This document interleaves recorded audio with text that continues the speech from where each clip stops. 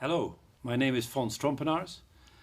I'm a Dutch citizen, but I travel all over the world, and my work is very much about showing the importance of values and differences in values across the globe and how to deal with them. How come that suddenly this topic has become so popular? There was a time we just looked at strategy, we looked at organization design, we looked at leadership processes, etc., etc. Not that they are unimportant, but perhaps the difference is made in values. I remember Bob Galvin. Bob Galvin was the CEO of Motorola, who said, listen, we have a lot of mobile phones and the technology is copied within a week. But to copy a culture might take you perhaps 10 years. In other words, the competitive advantage of the technological or the hard side of your product and systems are copied so easily. While on the other hand, the way you present it and the way you produce it is really cultural and makes the big difference and very difficult to copy. Also, the work of Jim Collins has done a great deal of effect in the popularity of values. Jim Collins, for long times, in his book From Good to Great and Built to Last, have shown that great organizations combine the value side with the business side.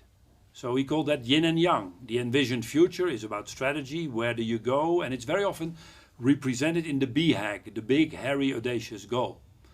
About market share, turnover, the hard side. Great companies, far beyond good, have another side to it, namely that what supports that strategy and vision. And that is called the wonderful core ideology, and consists of two parts: your core values and your key purpose.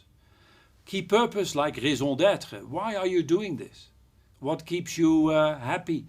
And that's very often not the hard side. If you make 100 billion or 200 billion, that's okay, it's sometimes necessary. But what really makes the difference is, why are you doing this? And values. That's why nowadays so many companies have values, because it makes the difference. Let me give you a quote by Jack Welch of General Electric. General Electric was made, in fact, by values. Let's take his famous statement. He said, there are 4 types of people. Those who live our values and make their tasks. We give them a promotion, a tap on the shoulder. Very easy also is those who don't live our values and don't make our tasks. We kick them out. The more complex ones are those who make the wonderful tasks but don't live our values. We give them a warning, and after 2 you're out. And on the last category, we find those people who don't make that task but live our values. We give them support. So you see what Jack Welch is saying. The difference is made in how you do things. Are you living the values of our organization? And then automatically results will come. Another example, Johnson & Johnson. Johnson & Johnson, pharmaceutical firm, has a credo. It says we're good for our patients, we're good for our hospitals, for our employees, for the society we live in. And then it has a big frame around it. And outside it says, and if we do a good job, we have a reasonable return for our shareholders. In brackets, they come last. Isn't it funny that Johnson & Johnson was a company that gave most dividends over the last 30 years to their shareholders? But they come last. In summary, what does that say? That the difference is made through values. However, there is another point we have to make. If you go international, these values might be misinterpreted. If you take values like teamwork, respect, integrity, and what have you, how does the Japanese interpret that? And what about the Dutch? Or the Americans?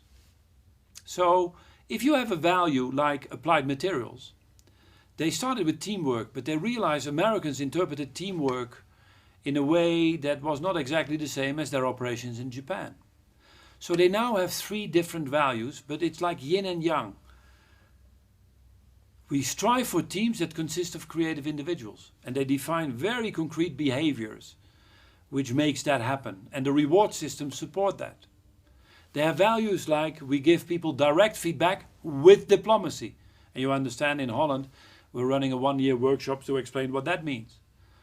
The issue is that any value you have needs to take into consideration its opposite.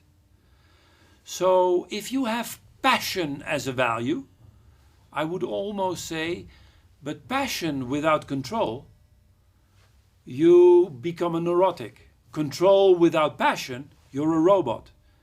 If you have passion within control, you're in great shape. A final point on the importance of values is also make them concrete in behaviors.